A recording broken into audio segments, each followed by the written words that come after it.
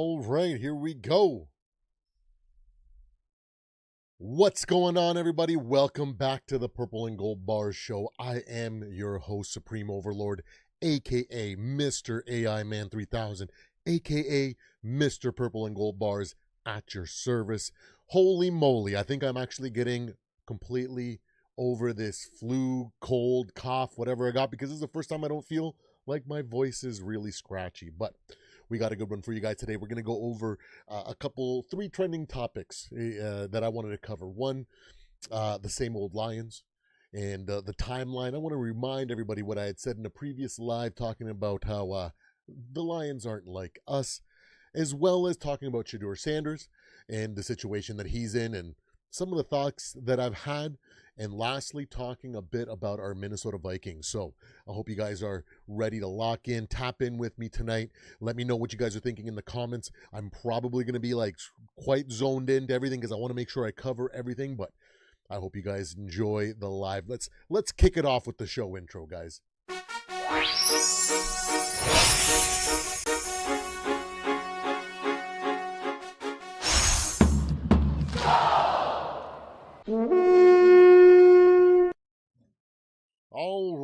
Alrighty. Hey, what's going on, MJ? What is going on? New Mexico is in the house, ladies and gentlemen. Eric, Raquel, and Florinda. Woo-wee! We got some of the OGs in the audience already, ladies and gentlemen. So, like you see the title, Lions, Sanders, and Vikings. Oh my! A little homage to the original Wizard of Oz, you know what I'm saying? So let's tap in, let's lock in a little bit here, guys. We're gonna rant, we're gonna rave, we're gonna do a little bit of reminding for those that didn't catch that Not Like Us live. You guys can go back and get the full details. I run down the Vikings history as well as the Lions history, and I take a small moment to talk about the phases that these Lions, the Rerun Kings, go through every 10 to 15 years. And we're just like clockwork. It's starting to happen again, and we're clearly on the downside or the downscope of what this Lions team is going to be, right? So let's quickly recap. Yesterday, the Lions lose in predictable fashion to the Packers. The Packers on Thanksgiving. You know, I said right before the Thursday the Thanksgiving game started, I gave my prediction and my breakdown of this game, and I said, hey, I could definitely see this game going any way. I don't see it being a defensive matchup. I thought it was going to be a decently scoring game because I know that both offenses can get things going, but I thought it was going to be the strength of the defense from the Packers versus the strength of the offense of the Lions. But I did not rule out the fact that if these Green Bay Packers are able to make it into a big game, we are sure to see big game Goff appear. And like clockwork, guys, we saw another big game Goff. Bunch of stats and nothing else to show for it in a loss, in a humiliating loss on Thanksgiving Day with the entire country watching them. Ooh, it feels good to see these Lions fall so hard because they're so desperate for relevance because they go decades upon decades on a losing schedule sometimes, you know. At most, I think it was 34 years of their longest drought where they did anything, where they were just on a last place schedule, just the dumpster fire, the original dumpster fire, you might even be able to call them. And you know, it's just what happens. You know, you get a whole bunch of lottery picks, high draft picks, you get a whole bunch of talent, and eventually somebody comes in and they make a decent little run and really have never really gotten to do anything with it, you know, because I feel like I've been saying in that live that the Lions struggle from something that's at the top, you know, their owner, their president, their head office, their management, all that stuff. That's where the true problem lies. The analogy that I said is that this Lions organization, they always seem to want to build on swampland when just a kilometer or a mile to the left or to the right, or even as little as 500 feet to the left or the right, they have solid ground to build upon. And they never do it. They always go, we know better. We're the Lions. We're going to build on the swampland because we got the talent and we have the know-how, and time is different. And then predictably, they go through the 5 phases that I was able to, I guess you could say, coin when it comes to these lines. Let's bring those up on the screen and we will talk about it. The Rerun Kings timeline, right? So we've seen phase 1, the rise, that the talent builds, the hype grows. Oh my goodness, the Lions won 9 games. Is this a changing of the guard? Is Dan Campbell the future? Is Jared Goff actually capable of winning big games? There has to be a reason there has to be a good reason to believe in Jared Goff. The Rams just were too impatient. They wanted to win now. They didn't want to wait for Goff to develop. But we've given him all the time, guys. He's going to develop into that guy, and he's going to bring us to the promised land. How wrong were they, and continue to be. Then we got the missed window, guys, like 2 years ago where they made it to the title game and choked in Dan Campbell fashion. Then the following year, when everybody and their mother said, hey, this is the year. We don't even have to play the season, guys. We don't have to play we don't even have to play the postseason, the playoffs. Let's just skip to the Super Bowl and just give it to the Lions because they're arguably the best team in the league. There's no sense in playing, guys. And then what happened? The missed window, phase 2. Couldn't get it done. They couldn't break through the ceiling, that imaginary ceiling that they always seem to complain about. It's the refs. It's the NFL. They don't want us to win. Everybody's against us. No, it starts with your fundamental flaws and the way that you build your foundation and try to win. It just doesn't work. We saw the Barry Sanders era, a solid 7-year peak. But what did you guys accomplish then? You guys made it to the NFC title game in 91 and then never made it back. And then Barry Sanders retired because he was just so sick and tired of your organization, and he absolutely lost the love of football. So embarrassing to lose to you. You guys deprived us of a legendary career. It was cut short. If only he would have been able to play his full career out, we could have seen stats and highlights that probably wouldn't be matched to this day. Then we see the Matt Stafford era, and Ndamukong Suh, Matt Stafford, Megatron. And they got 2 years. They did nothing with it. And then again, like clockwork, they break the will of one of the greatest wide receivers to ever play the game. Doesn't even watch football now. He's just completely checked out, absolutely hates the sport because that's what the Lions do. Now we're seeing it again. Dan Campbell's rise. They got great players. They got this, they got that, and they just can't do much of anything. Who's going to be the one to retire this time? Is it going to be Jahmyr Gibbs because he's just sick and tired of losing? Or is he going to demand a trade and go accomplish something somewhere else? Or could it be Aiden Hutchinson or somebody else out there that you want to name that's a top-tier talent? Amon-Ra St. Brown. Maybe one of those guys retires in their prime because they just get sick and tired of losing and seeing the writing on the wall. But that's where what we see from these Lions. Next, we got phase 3, the brain drain, as I like to call it. Coaches, coordinators, all kind of abandon ship right when the timing's right so they can get themselves. What's going on, Zoe? So they can get themselves into a better position where they actually have a chance of accomplishing what they thought they could accomplish in Detroit. Ben Johnson, gone. Aaron Glenn, gone. And now what? We got phase 4. We're in the middle of that. Phase 3 and phase 4. They're transitioning, right? What is it? The coordinator, I forget the coordinator's name on offense. He's already lost play calling duties. Now Dan Campbell is taking over. They're already second guessing everybody that they have. Their defensive coordinator sometimes is hailed as one of the best defensive coordinators. And then other times, all he does is stay in base defense. We can't do anything. What is this guy doing? You can't have it both ways, Lions. And now what is on the horizon, guys, attrition. We're entering that. We're going to start losing players. We're going to start seeing the glue guys go because you started to overpay people. And now you can't pay everybody, let alone keep all the guys that a bunch of teams are going to go, oh, they want to keep you on league minimums or keep you on small contracts because they can't afford it. We'll pay you something decent. Come over to our team. And then before you know it, all the glue guys are gone and all the overpaid players are there, and it's not going to look good.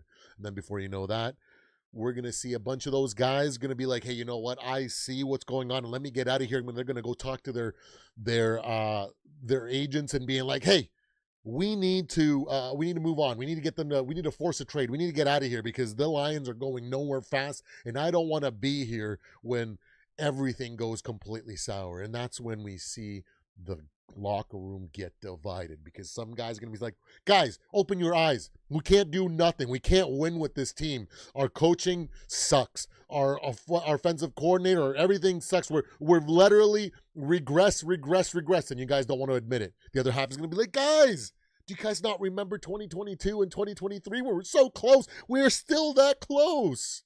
Come on.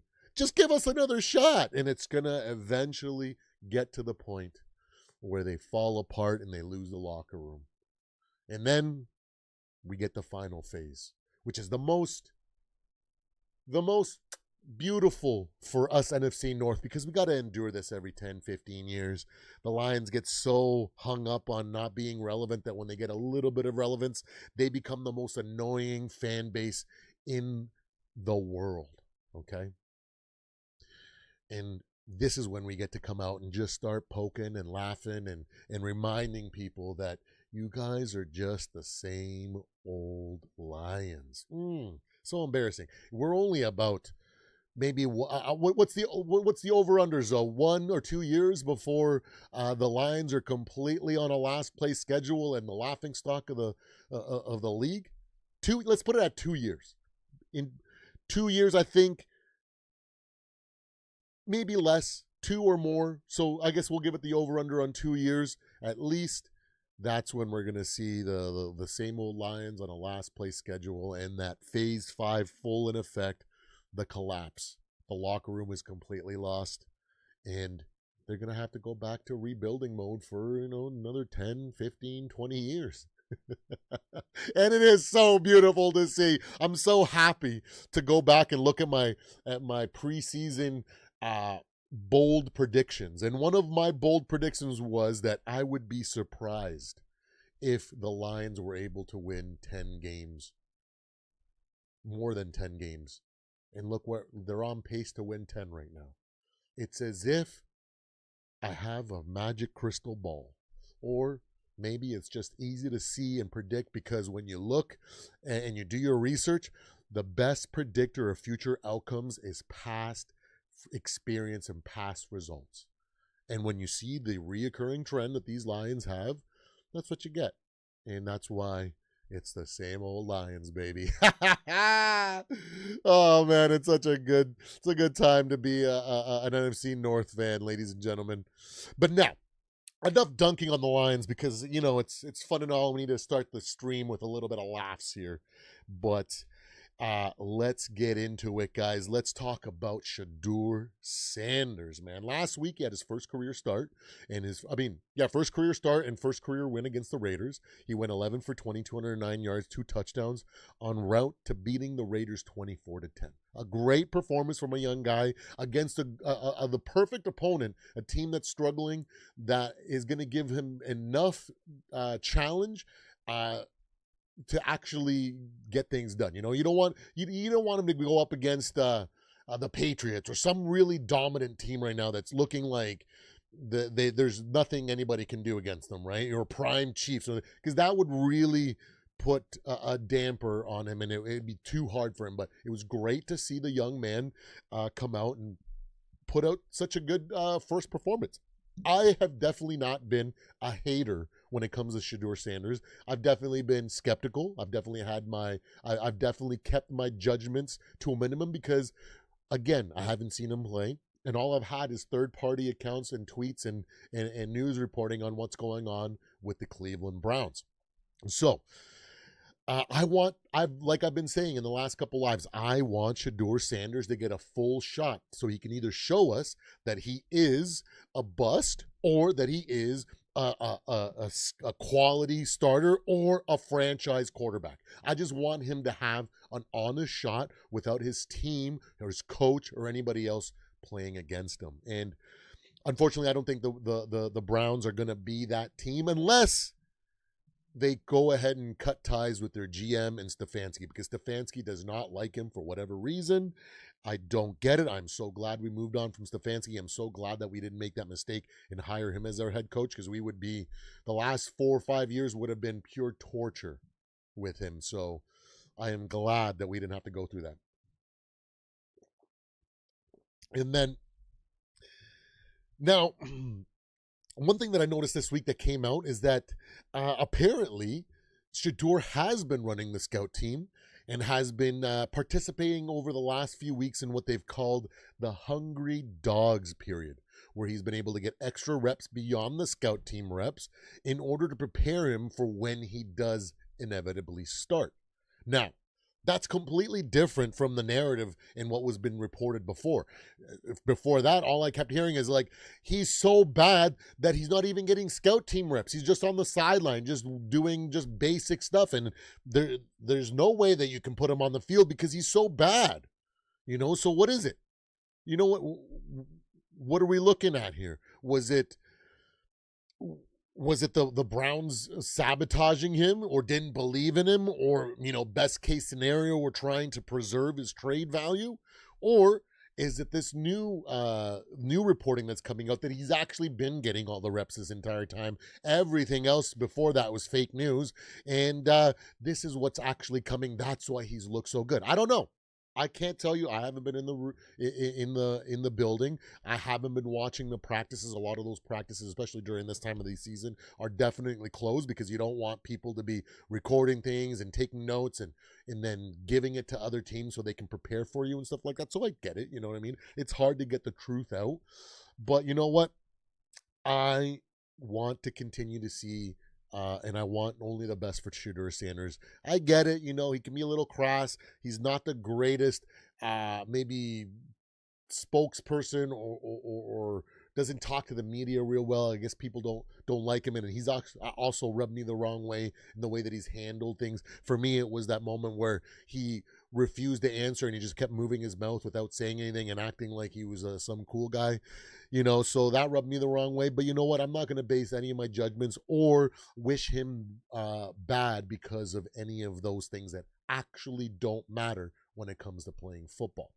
But still, I want to pump the brakes when it comes to Shedure. It's been too small of a sample size yet, and the opponent wasn't the greatest, right? So let's let the kid frickin' play. Let's get the narratives off his back and give him some peace and let him figure it out, okay? We don't want to be making any assumptions on a small sample size, because that's what's going to lead you to making mountains out of molehills and being an idiot like freaking Colin Cowherd saying that Mike White is a franchise quarterback after 2 games, okay? We don't want to make those mistakes. And so I want to finish by saying, when talking about Shedure Sanders, is that let's pump the brakes a little here. And let's wish nothing but the best for Shedure. And like I said before, I think unless the Browns fire their GM and coach, I don't think he's going to get a true fair shot with the Browns. I feel like they're behind the scenes. Stefanski and others are rooting for his downfall so they can go back to the guy that they actually wanted. And for me, I'm rooting for the young man one way or another, whether you become a bust or become a good quarterback or become a franchise quarterback.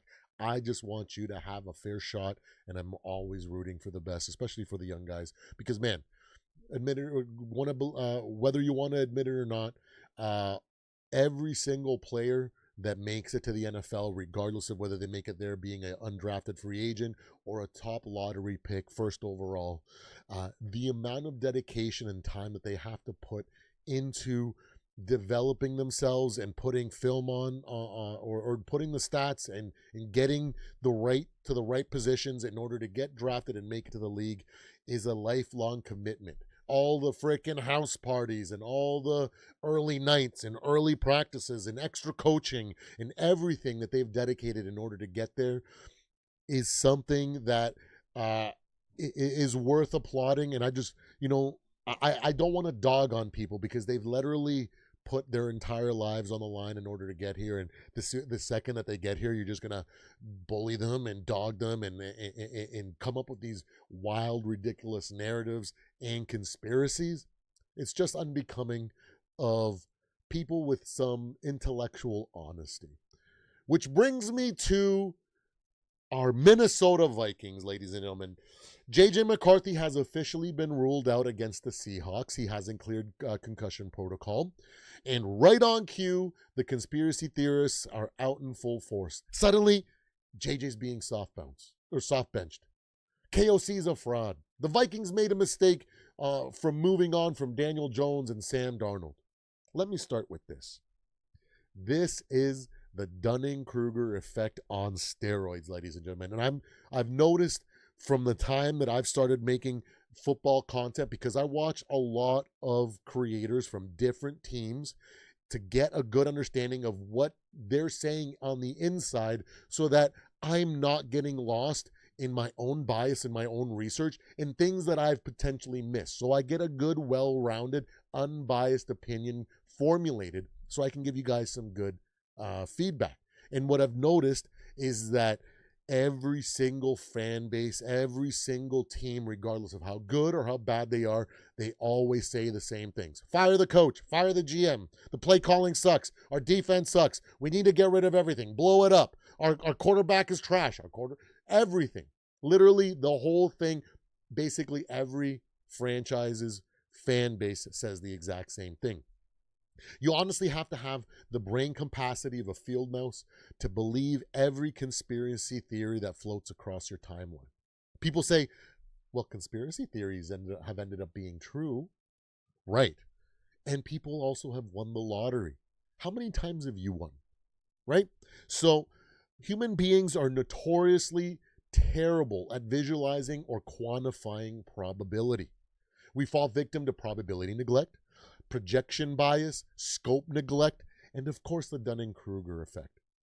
We latch on to the tiny sliver of knowledge we think we have and ignore the mountain of things we don't know. And it's always what people don't know that contains the truth.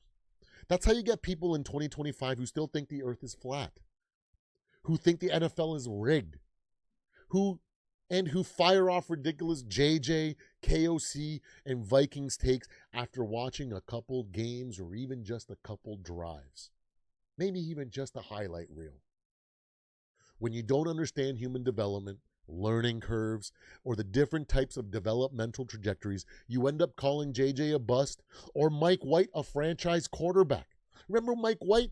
The New York Jets quarterback that came out and threw for over 300 yards and multiple touchdowns in his first 2 games, and idiots like Colin Cowherd were saying, hey, you need to sign him to a long-term quarterback deal, and he is a future franchise quarterback. Where is Mike White right now? Then you have play-calling geniuses. The guys that say, I'm elite at Madden, so I know better than KOC. A few weeks ago, the Vikings threw a ton because of self-inflicted penalties, down and distance situations, defensive looks, and the game situation being behind. People yelled, run the damn ball. The next win, that's how you win with a rookie quarterback. The next week, the Vikings did run the ball more and did it much better than the week before. And we still lost. It's as if what you don't know is where the truth actually lies. So what happened? I thought running fixes everything. No. The world is more complicated than your couch GM logic, okay? Perfect plays still get blown up. Perfect plays can still get beaten by the opposing coordinator. Perfect play calls still fail if the players don't execute. That's football. And there's even so much more outside of those things. There's the game within the game, the game within the game within the game. There is so many layers to this stuff that you don't understand, that unless you are a professional football player or have the pedigree of getting paid millions of dollars to know this stuff, like NFL coaches or NFL play callers, you're never going to understand the truth behind why things are going the way they are. I'll give you a personal example, guys. I played competitive soccer growing up. I averaged multiple goals a game. It was pretty easy. I'm a Latino in Canada playing against a whole bunch of white boys. It just became natural to me. And it is what it is, maybe. Maybe it was just that. Maybe it was just that much better. Or maybe, I don't know. Whatever it is, that's who I was when I played competitive soccer, okay? One of my best games ever, I scored 4 goals, and we still lost. Because the other team was fighting as hard as we were to win the game. I've had games where I couldn't find the net. My first season playing soccer, I played defense. There were also games where I got locked down, games where the other team sold out to stop me, because that's how they knew that they needed to win. Was it my fault? Was it my inability to do the things that I was able to do every single freaking game before that?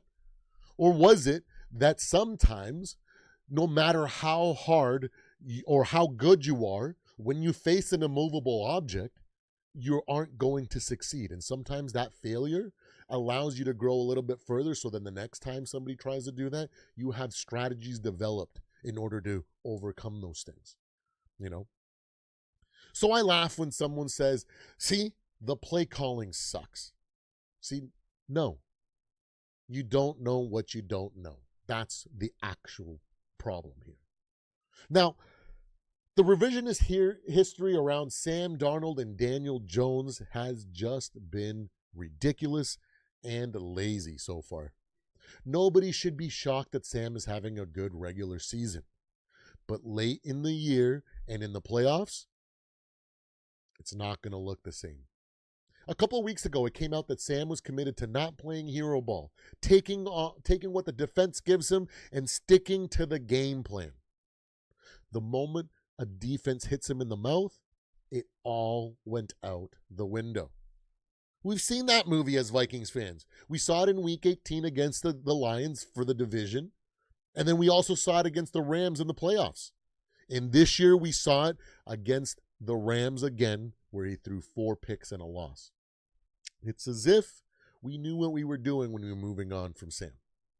Daniel Jones, a solid regular season guy, but the completely different story when the games start to matter.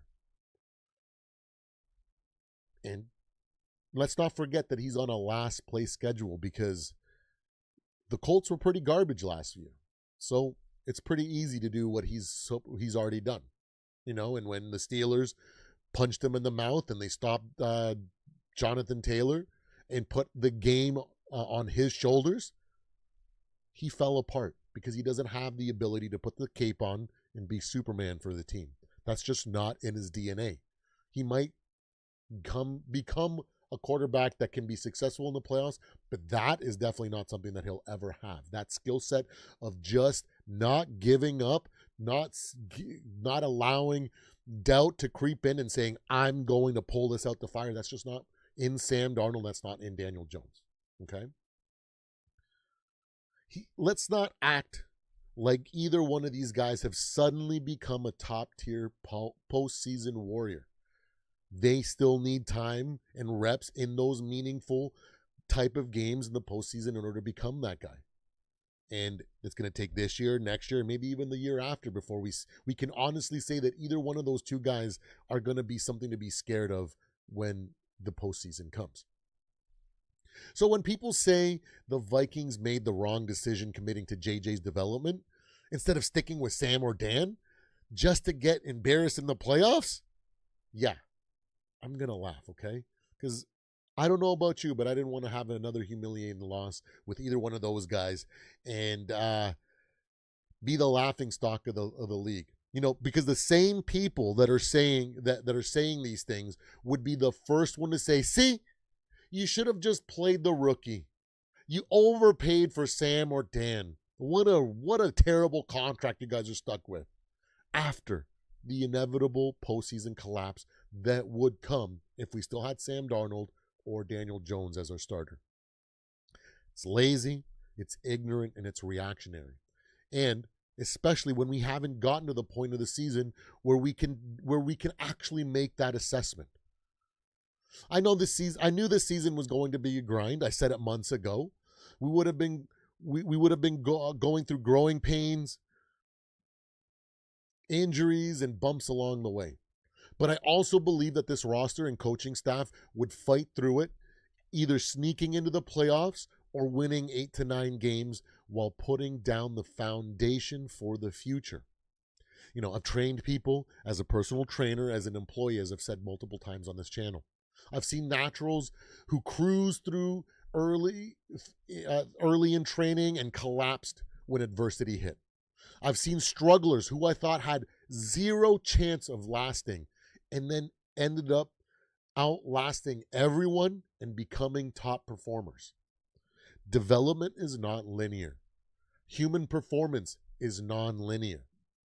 This team has been dealt a rough hand. That's completely obvious, and let's keep it 100%. Injuries everywhere, shifting game plans, disrupted development windows, and they're still in just about every game. They beat Detroit in a tough, ugly game that showed exactly what this team is capable when it fights through the struggle, which I assumed would have been more like the rest of the season would have gone had we not had all the injuries and had we been able to have a full productive season with JJ starting the entire time.